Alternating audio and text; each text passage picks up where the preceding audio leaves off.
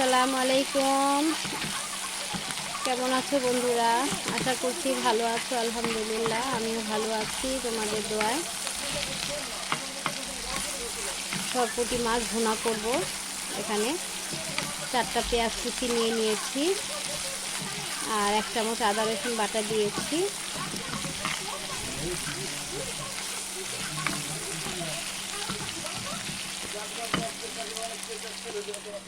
অনেক বেলা হয়ে গেছে, দুপুরে রান্না এখন করছি কারণ একটু বাইরে গিয়েছিলাম।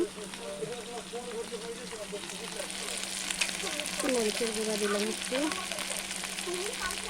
ঝাল ঝাল করে রান্না করবো।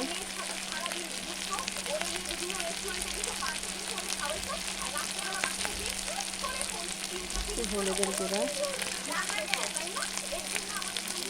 একটু ধনে গুঁড়া, লবণটা আগেই দিয়ে দিয়েছি। পরিমাণ মতো একটু পানি দিব।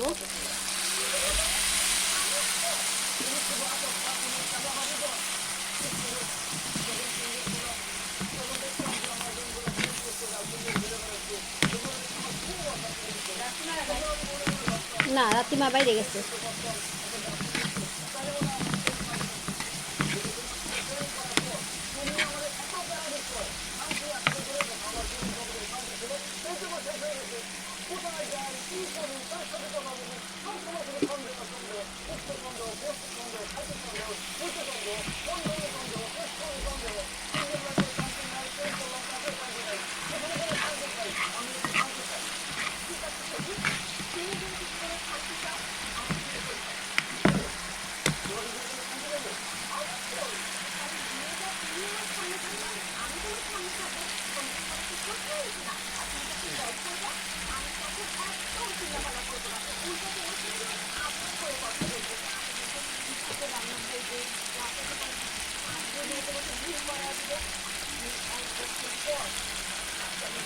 এই রান্নাটা করছে আমার ছেলের জন্য, কারণ ও শাকের তরকারি শাক সবজি খেতেই চায় না। কয়েকদিন ধরে ওর কি জানি হয়েছে, শাক সবজি একেবারে খেতে চায় না। আর আগে আমি যা দিতাম তাই খেতে। বাচ্চারা আসলে বড় হলে সব কিছু খাবার টাবার উল্টাপাল্টা হয়ে যায় আর কি। এটা ওর জন্য রেসিপিটা করছি। পরিমাণ মতো একটু পানি দিব আর ধনে পাতা দিয়ে দেবো, একটু পানি দেবো না। একটু বাইরে গিয়েছিলাম, তোমাদের ভাইয়ার সাথে একটু বাইরে গিয়েছিলাম, কারণ যেখানে জায়গা নিয়েছি আমরা সেখানে গিয়েছিলাম।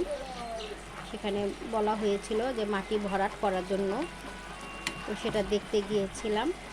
তো গিয়ে দেখি এখনও মাটি ভরাট হয়নি। মাটি ভরাট না হলে তো আমরা বাড়ির কাজ আর ধরতে পারবো না, তার জন্য গিয়েছিলাম। তো আস্তে আস্তে লেট হয়ে গেছে, আস্তে আস্তে প্রায় 3টা বেজে গেছে। তো দুপুরের খাবারটা আমার ছেলে আর কিছু খায়নি আর কি। আমার ছেলে আবার ঘরের খাবারটা খুবই পছন্দ করে, তার জন্য এসে তাড়াহুড়া করে